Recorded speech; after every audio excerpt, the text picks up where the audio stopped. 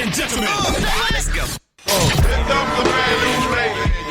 Gaming, tech, culture.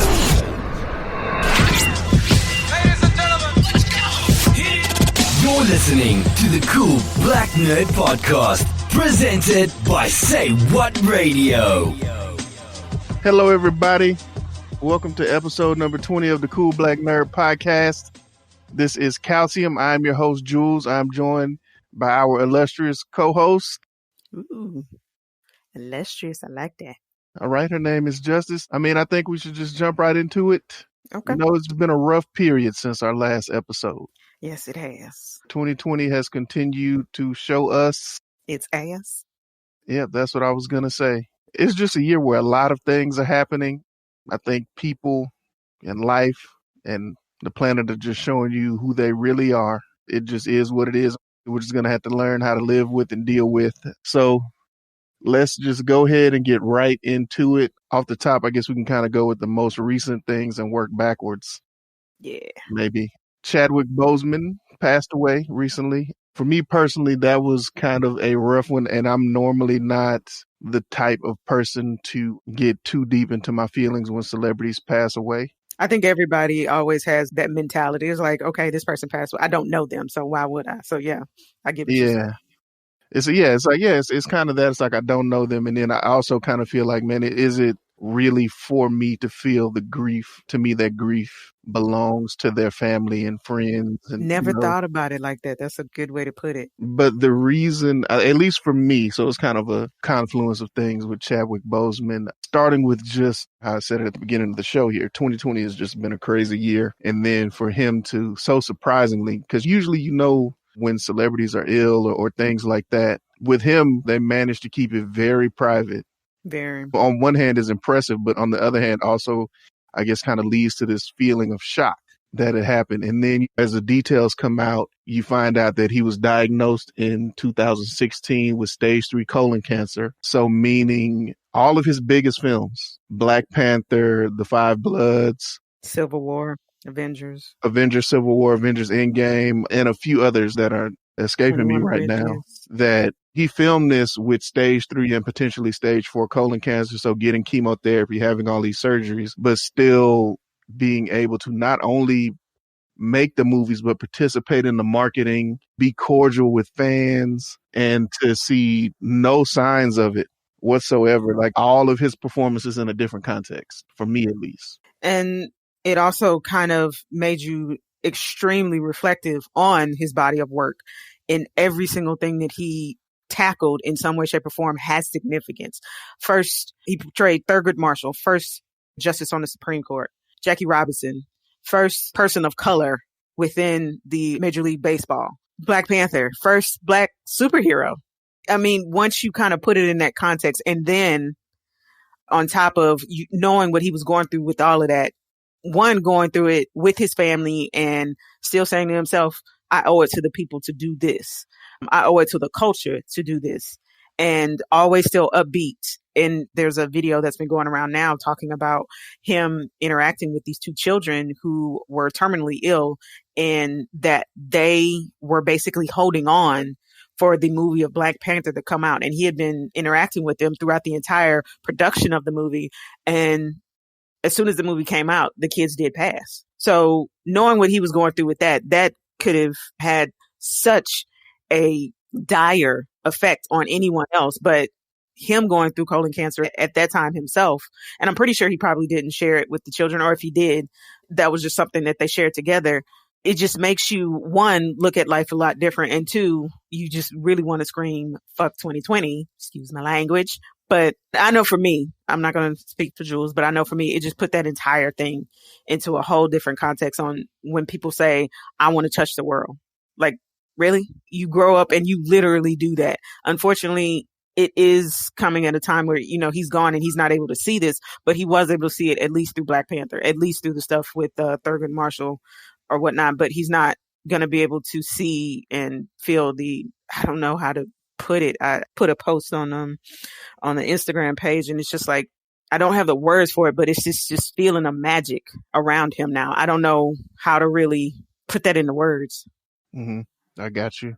What's interesting to me is how a lot of children are reacting. You see various posts on social media or just talking to my friends and how their children have reacted to finding out. And it's like you come to realize that not even for necessarily young kids, but even teenagers and maybe even some young adults, like if you think about his career, him in his career, he was very, very private. Like a lot of people didn't even know he was married. You wouldn't see him all over TMZ. There wouldn't be pictures of him in Paris doing whatever, like attending fashion shows and things like that. So he was just a very private, almost under the radar person until Black Panther. So for a lot of people, he literally is Black Panther. Like he literally is this superhero kind of character come to life because that's just all they know of him, you know? And I think for a lot of kids, it's just interesting to see how they have reacted to his passing to me. You just said that and it kind of just, again, gave me an aha moment. For Black people and people of color, I know a lot of the things that we aspire to or we have to aspire to is somebody in business, somebody in a law field, somebody in a real life setting necessarily to be like, okay, well, we can get there. This can happen for us. For Black Panther and for Wakanda, that was something so far-fetched to a lot of people. Now, many people knew about this character years before in comics, but to open a lot of these people's eyes to the fact that this has been something that other people thought of and other people were making this narrative of Black excellence and what it could be in thriving and things like that. It almost made it a totem. It almost made it something achievable. And like you said, he became that because he was embodying in that as well. So it's just kind of like that seal, not that seal, but that level got elevated, that this is what we can aspire to. So like now when you see some of the things that happen in sports or in people winning stuff or achieving stuff, they'll do the W. And it's just like, okay, this is what we're achieving to. This is what we're getting to. This is how we're going to build it. This is real. We can do it. And I don't think at any other time would it have been as poignant or prominent with somebody with the big name, if that makes sense. Like if Denzel had done this, would it still have had the same significance? They'd have been like, where's Denzel? Denzel can do that. For somebody like him, where it's just like he really more related to people, it now seems achievable. And this is what people are wanting. It was so many T'Challas born after this series. Everybody wearing the red and black. It brought pride to people that they before didn't necessarily have because it had been, I hate to say it, but shit on so much. And it was just something that they really didn't think that could happen. These kids saw it. They saw themselves and was just like, oh my God. Yep. That's really all that I can say about it. He will definitely be missed. His work, honestly, will definitely stand forever. I think he managed to create a great legacy for himself in a very short amount of time.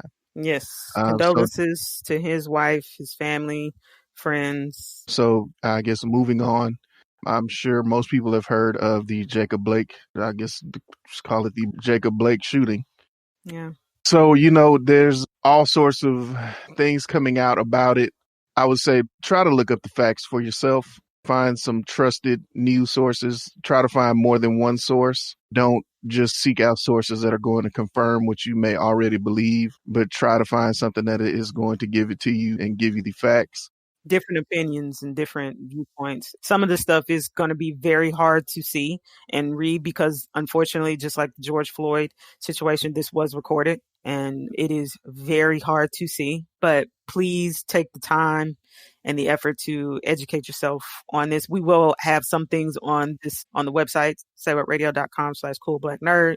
But again, this is going to be an evolving story, just like many of the other shootings. Many things still are even coming out about Breonna Taylor, George Floyd, and even shootings years ago. And that's going to continue to keep happening until something is done and until something changes. But educating yourself is something that you can do right now. And then from that, the onus is on you on what you do with that information, honestly. That is absolutely correct. I think that you're going to continue to see protests around the country, especially in regards to the killing of unarmed minorities by police. And I would say that as things come out about people, what I would like everybody to keep in mind is that on both sides of the equation. So even police officers and even the people who have been victimized. What I think we all need to remember as we start seeing these things happen and things come out about these people's lives, I think what we need to remember is in the heat of the moment, when these tragic events happen, those things don't matter. Because I would say that, let's keep in mind, like, let's take George Floyd, for example. The police were called because allegedly he attempted to make a purchase with some forged money. Whether that's true or not, or I guess let me put it to even if it is true, that's not something that somebody deserves to die for. Even if that person is an ex-con, somebody who's an ex-felon. Being an ex-felon is not a reason for you to die. So I would say let's keep that in mind, that let's think about the situations, let's think about the facts at hand and really ask yourself, given the facts of the situation, is that a reason for somebody to be dead? Honestly, a lot of people's initial reaction is usually true to what they feel. And then it's swayed later on by other stuff that comes out about the person. And it's just like what you felt in the beginning, which is that's fucked up, is still the truth. And continuing to believe and feel that, oh, it's not going to happen to me, this is something that they did, or to make yourself feel better about it by trivializing it or rationalizing it in any way, there's no rationale to this. It's just not right. And until people come to grips with that and see it for that this is a monstrous, I mean, the fact that this keeps happening, not on a annual basis, it's not even 5 months from George Floyd. And it's just like, come on, man. It does not need to go there. And the thing that gets me about this one is that, of course, protests broke out with this in Wisconsin.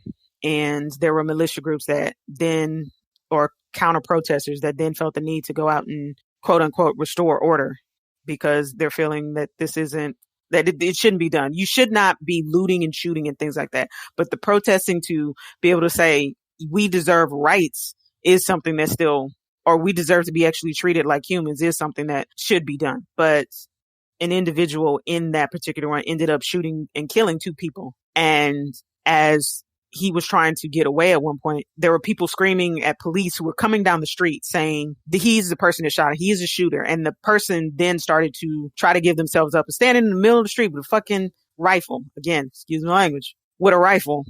Police just rolled right by him. Did not care. And still took this person in with no force, no anything or whatever like that.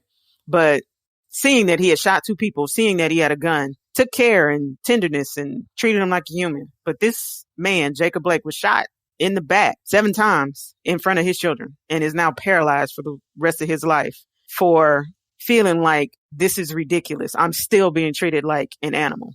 And one thing, I've recently seen the movie Blackfish, and it is a video or a documentary on SeaWorld and how they treat the orca whales, killer whales, within captivity. And it got so much traction and everything that SeaWorld has actually changed the way that they do stuff. And they'll no longer be using those or stopped using them because of this. And it was showing that one of the killer whales had actually killed a trainer and gone through the entire history of what led up to this and how he'd been brutalized, attacked, and beaten up and bullied by other whales and all kind of other stuff. And they were just like, can you blame him for going off and killing somebody? But now when you attribute that same rationale to these particular shootings every single time, can you blame them for just wanting to be treated like a person? Or these protesters, it's still, oh, well, you still need to just deal with it and go by the law. Oh, okay. I was just thrown off by that. I saw that and was just kind of like, how can you still, fucking killer whales get more consideration than humans? So coming off of that, we saw the NBA players boycotted games. It started with the Milwaukee Bucks, which, makes sense. Milwaukee Bucks, that's kind of like the home team for Kenosha, Washington. Like Kenosha is 40 minutes away from Milwaukee. So it definitely was probably more personal for those players. So they decided that they were not going to play that game that day. They had a playoff game scheduled, and 5 minutes before it was scheduled to start, they made an announcement that they would not be playing that day. And subsequently, the rest of the teams in the NBA decided that they would not be playing games over the course of the next 2 or 3 days. And I think what was interesting about it is you kind of saw with the NBA players, you kind of saw opinions. You kind of saw how everything kind of played out. Like emotionally, the first day, they boycotted the games and the players and the coaches had a meeting to kind of figure out what they were going to do with the rest of the season. And the players were kind of split. You had, honestly, the two teams that most people are interested in seeing play, the Los Angeles Lakers and the Los Angeles Clippers, which also happen to be the two teams, that are kind of the favorites to win the championship, decided that they did not want to play the rest of the season. And you also had some of the larger star players deciding that, hey, we're not going to play the rest of this season kind of immediately. Then you also had a large group of players that wanted to continue to play. And I think what happened over the course of the next 2 days, as the players continued to have meetings, and including having meetings with owners, notably having meetings where the only Black owner, Michael Jordan, was kind of acting as a liaison between the players and the owners. And I point that out because when you think about sports ownership, Michael Jordan is unique. Like, not only is he one of the very few minority owners of a team, but he is a former player. And he's not just any former player. It's Michael Jordan. So he has the utmost respect from all of the players in the league. The owners obviously respect him because the way ownerships in these leagues work is it does not matter whether or not you have the money to buy the team. Like, I mean, obviously you have to have the money, but the amount of money that you have does not matter. Like, these are legitimate, like, good old boy clubs. Like, they decide who owns the team as a group. You know what I mean? Like, you can come to them with $10 billion, and if they just don't like you, you're not going to be an owner. So for Michael Jordan to be an owner, he also has to at least have the respect of the owners, the other owners as well. So I think that just him being who he is was probably very instrumental to what they ended up doing as a result of these boycotts. They came together, they made some decisions about what the players were going to do. They're going to remain, they're going to continue to play because playing gives them the largest microphone for them to be able to speak about things that they want to speak about. In addition to that, obviously, they continue to get game checks, and that sets them up to be able to invest in their communities in a way that they obviously would not be able to do so if they weren't continuing to get game checks. And from the owners, they have continued to commit themselves to supporting the players' causes. And I think the biggest one that was kind of a surprise to me, especially as we head into this next election, is that the owners committed to using the NBA arenas as voting stations in the cities that they're in. So we've already seen the announcement from teams like the Houston Rockets and a few others that are confirming that this is taking place. And I guess negotiations are kind of ongoing for some of the other teams to be able to use an NBA arena as a polling station. So I think that that's definitely some positive steps. And I think that's something that I've kind of been saying from the beginning that I'm glad to see kind of come to fruition is protesting is good because it gets the attention. It gets people looking at you. But what you need now are next steps. So what are the things that you can do to initiate some kind of change or have some kind of impact, right? And the reason that I say that is because what you don't want is just a protest and then you have nothing actionable behind it. Because we know these changes, the ultimate change that we want, like it's not going to happen tomorrow. Like, you're not going to protest. The players are not going to not play a game or 2 games and all of a sudden systemic racism is over. That's just not how it's going to work. So I'm glad that they were able to come up with some concrete things that they could do to begin to work towards the goal of the protest or to address the issues that the protesters is meant to highlight. But you're right. I think like what you're saying is when you are able to do what you can and you have the voice, please use your platform for the best intentions. And this is one of the best ones. Like you said, that using the stadiums as voting stations is just amazing. There are other people out there who are wanting to do their part and do what they can with what they can. So we have an artist we wanted to give a shout out to, Brittany Campbell. She's a singer-songwriter and an independent animator who reached out to us to basically ask that we talk about the things that she's doing and trying to just promote one of the things in the Black Lives Matter movement, as well as just being able to give resources and educational funding to some of the people of color who aren't always able to, of course, afford these things necessarily. She just wanted to ask us that we'll be able to spread a little bit of awareness on these things. She made a visual video. I said visual video, an animated video. Damn. I was about to say a visual art piece, and I don't know why I said video. But anyways, She made an animated video regarding this subject, and she also has a beautiful song that she actually put out as well. And we'll link that again on the Say What Radio page, saywhatradio.com/CoolBlackNerd, and look for the calcium episode. And you'll see that information in the resources section on the episode. And we just want to thank Brittany for being one of those people who is trying. And as I said before, you don't have to do just like the biggest, grandest gestures every single time, but at least you're consistent. At least you're doing something. At least you're trying. You're using your talents to be able to bring awareness to all of this stuff in your way. And that in and of itself is amazing. So we want to just go ahead and give Brittany a hand clap. Can't hear it, but that's me. That's a hand clap. Okay. That's a hand clap. All right. Yes, add a edit into there. Like I'm going to add a hand clap in. Okay. All right. So again, as we are talking about voting, obviously the election is coming up. The Democratic National Convention and the Republican National Convention happened a few weeks ago. I hope that you guys had an opportunity to tune in. I think that for the first time in a long time, maybe not so long, but for the first time, you know what? I'm not even going to say the first time. I'm just going to say this time there is a stark choice. And I am not here to tell you who to vote for. All I can tell you to do is educate yourself. And I think that this is going to be one of the most important elections for our generation. I know people say that a lot about elections, but I think that given everything that's going on right now, I think it's important that people have their voice heard. And in many ways, the only way to do that is voting. So make sure that you educate yourself. Make sure, more importantly than any national elections that are going on, educate yourself about local politicians, because those are the politicians that are going to most directly affect your life. And I know that that is probably easier said than done, but check out your local newspapers, check out their websites. I know people don't really read the newspaper anymore, but check your local news, check your local newspaper websites, check things like that to try to find out who these people are, what positions they're running for, and what those positions do. Because, you hear railroad commissioner, and you might not even understand you might not even have railroads around you. So what does that person do? What is it that person has some sort of executive power over? So try to find out those things, find out what those people stand for, and decide who represents you. Because you never know what that stuff actually may be tied to, as Jules says. Just, you don't have to be up on every single thing, but be aware. That's it.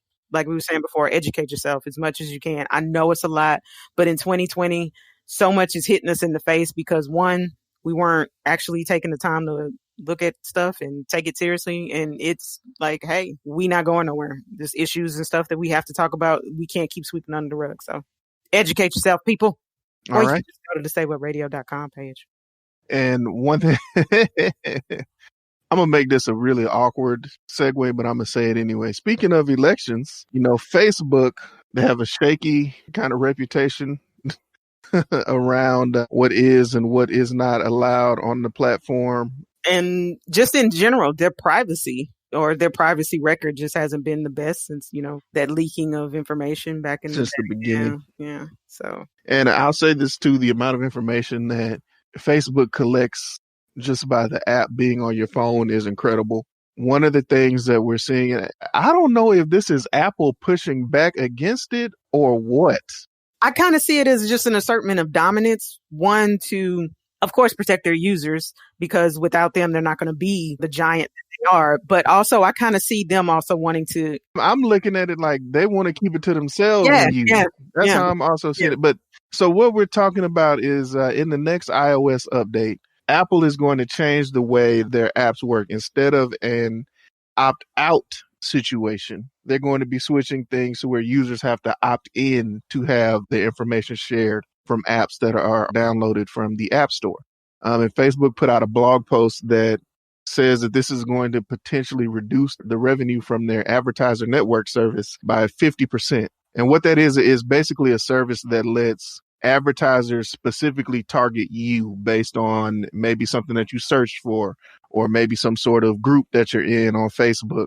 And the way that they target you is not that they have your name or your personal information, but they have like an identification number for your device. So it knows that whoever's using this device searched for teapots So then you get an ad from a company that sells teapots as you're scrolling through Facebook. So now instead of that being something that you opt out of, which you can, which a lot of people didn't even realize, because who reads terms and conditions, who's going to go through all those settings and opt in and out of whatever. iOS 14 is going to force you to opt in, which obviously most people won't do. Yeah.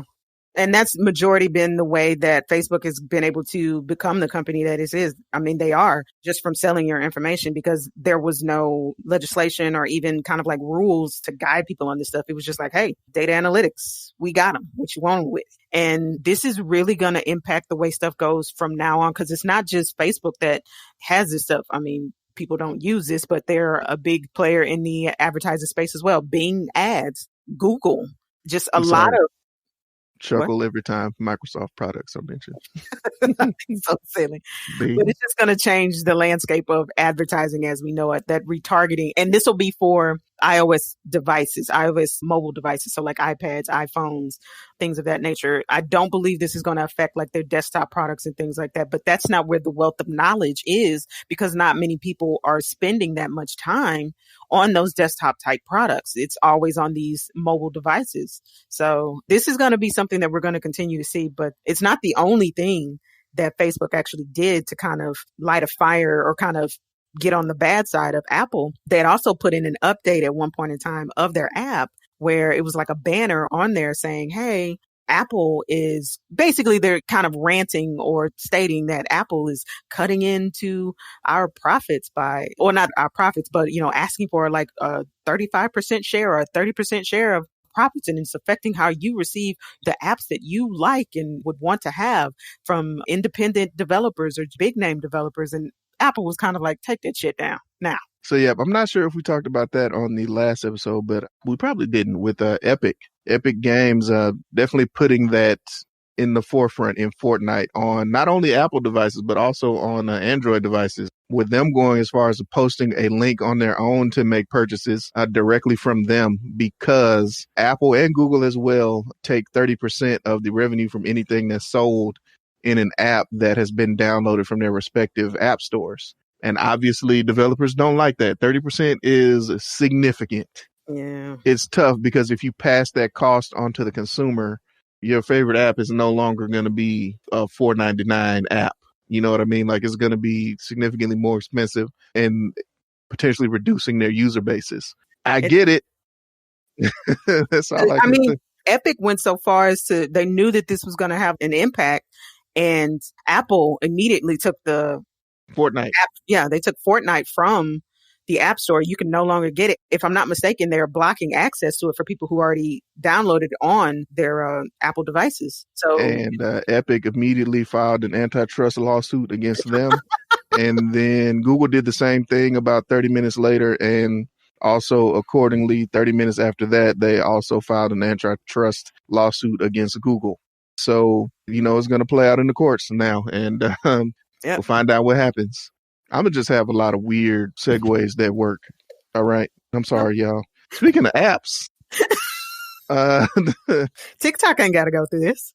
They got other stuff to worry about. TikTok has other problems. So I'm sure people have heard that TikTok has come under fire for potentially, I'm not going to say it. I'm not sure that there's been any evidence that they've done it, but because TikTok is owned by a Chinese company, you know, things work differently over there, especially when it relates to privacy and user information. There is a national security concern that that app could potentially be sharing user data with the Chinese government. So you see a lot of government agencies preventing people from being able to download that app onto their phone. Some larger companies have, they've kind of waffled on it. I've seen some companies that initially banned it and then kind of went back on that. But you have a number of large companies in the United States preventing employees from also having it on their work phones. And giving the political headwinds in our country, the president decided to issue an executive order to ban the app in the U.S. And not only did he ban specifically TikTok, but he banned any application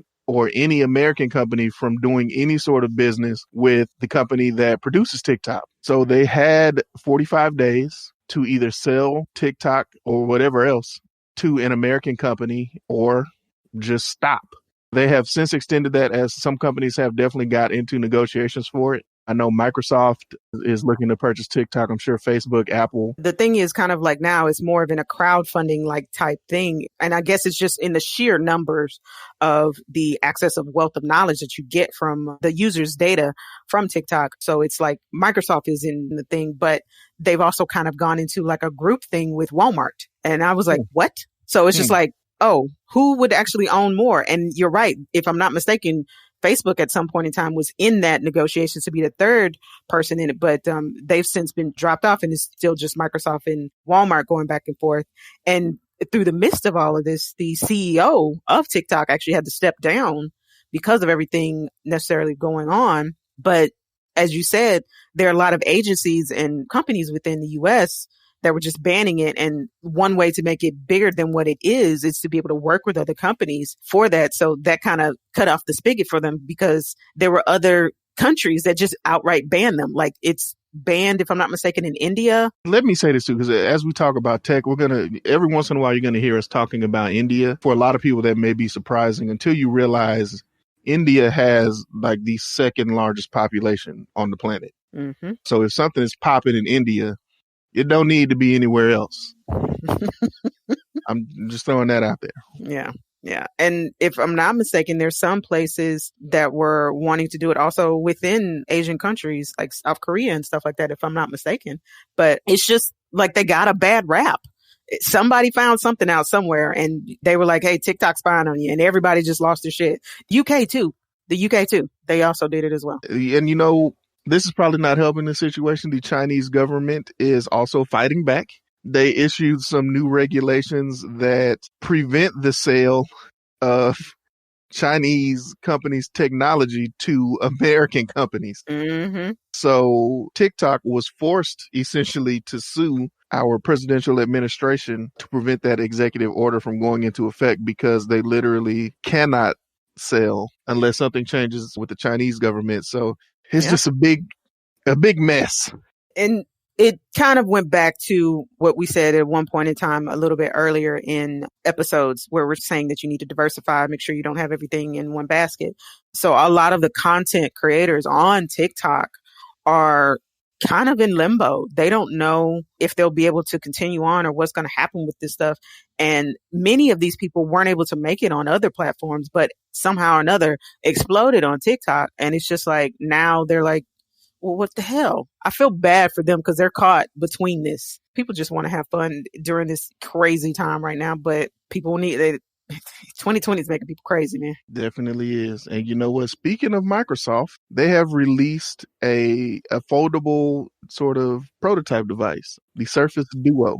They trying. Yeah, they keep trying. They will. They keep trying. They keep trying. They will not give up. Unless it's Mixer. Keep going.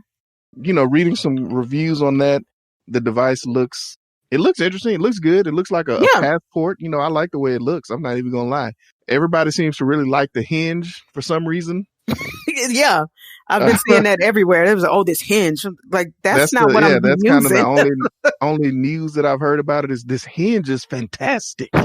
But everything else does appear to be underwhelming.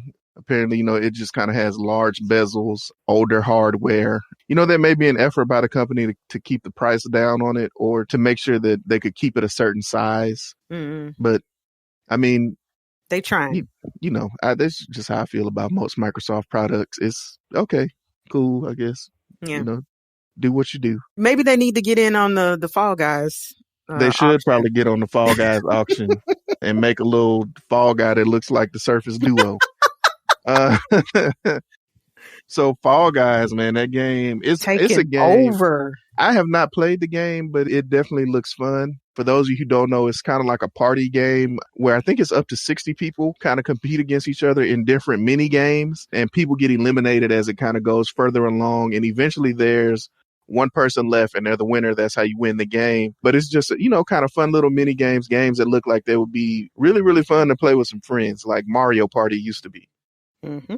I'm interested. I would like to play it. And they have an auction going on right now, which is kind of a really hilarious auction because they're giving individuals the opportunity to design a costume for the characters. And the characters just look like little Tic Tacs. I mean, they really look like what are the guys from Despicable Me? You know the little yellow guys. They look like the little yellow guys. The eyes are a little bit different, so they don't look exactly the same. But and you know the minions, yeah, the minions. So they have little costumes that you can put them on to kind of individualize your character. And they're giving people the opportunity to purchase a chance or purchase being able to design their own costume that will be put into the game. So you have streamers bidding. I think right now the highest bid is $422,000 for, it's $422,000.69 because the company Tushy that makes those bidets came out and added 69 cents to it to go above the current highest bid. And their bid is just like a peach face. Everybody knows what that peach emoji means. And then on the shirt, I think it says something like, my shit don't stink or something like that. But it's just amazing whoever came up with this marketing ploy, because just this auction has gotten so much traction to be able to give people a window into this game, because a lot of people didn't even know what this was, but because Ninja actually bidded on it at one point in time to have a point after that, it just blew up. Yeah, it did. So that'll be interesting. I'm interested to see where that goes. Wish we could get some money to get something and have a little Cool Black Nerd shirt. I put $30 on it. I don't think that's enough to win, but I got 30 on it. Speaking of games, guys, I'm going to say this. A lot of stuff is going on in the world, and Gamescom happened. I don't know what happened because everything else was happening. I would say it was just underwhelming. There was a lot of stuff that came out, but like as Jewel said, it was kind of just like, it's other stuff that I'd rather be watching and stuff like that. Yeah, I wish I could tell you guys more, but I can say this: go to IGN.com, GameSpot.com, even CNET. I'm sure they have great coverage that will tell you everything that happened at Gamescom. We'll link you an article on the SayWhatRadio.com/CoolBlackNerd. Again, go ahead and take a look. We'll link something. But mainly want to say that games are becoming such a hot commodity. Even esports, like there are people who are more and more people are just investing in it. It's just becoming so mainstream. I mean, this Fall Guys thing is just taking over, but I think Fall Guys is mainly more of kind of like what you were saying. It's making people nostalgic for the Mario Party. And in this time with people still being indoors and wanting to social distance and stuff, just allows you to still have fun with your friends, and it's something new. So, yep, it definitely is. Ending on a good note on that one. Ending on a good note. Guys, do your best to stay healthy, stay positive, enjoy time with your friends and family. As we definitely learned this week, life is short. You never know what's going to happen. Make sure you give everybody their roses while you can. Let your people know that you love them, and just do your best to stay sane. Let's go ahead and call this one an episode, ladies and gentlemen. Thank you for listening to the Cool Black Nerd podcast. Again, check us out on social media. Always go check out SayWhatRadio.com. There are several podcasts in our network that I think everybody would enjoy and love and just have a great time listening to. Always. We out.